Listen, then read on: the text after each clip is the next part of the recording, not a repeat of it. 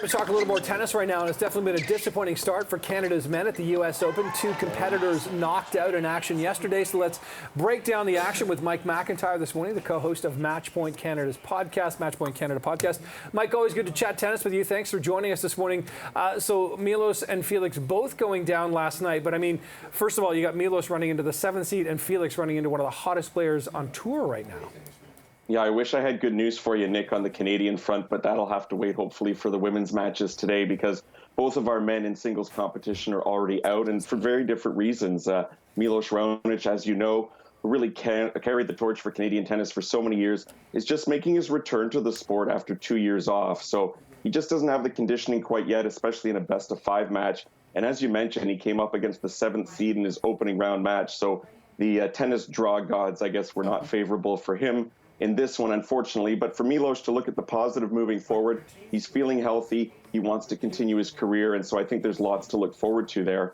And on the other hand, you've got 23-year-old Felix Auger-Aliassime, who's the highest-ranked Canadian right now, but he's been in a terrible funk going back to the spring season, and that continued last night, losing to the 40th-ranked Mackenzie McDonald. Felix double faulted on set point in the opening set, and in the 4th set, he had 3 break point opportunities to even the 4th set up, and he couldn't do it, allowing Mackenzie McDonald to close out the match. So he's really struggling with his confidence right now. The talent is definitely there.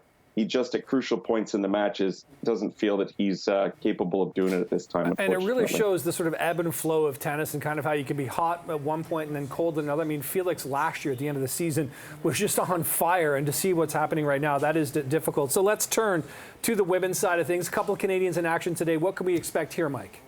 Yeah, Leylah Annie Fernandez, who was in the finals of this tournament just 2 years ago in that incredible run, she's up against the 22nd seed Ekaterina Alexandrova, a tough player who has a big serve, powerful ground strokes. I put this one even at 50-50, even though Leylah Annie's ranking is lower than she'd like it to be and lower than I feel her talent level is.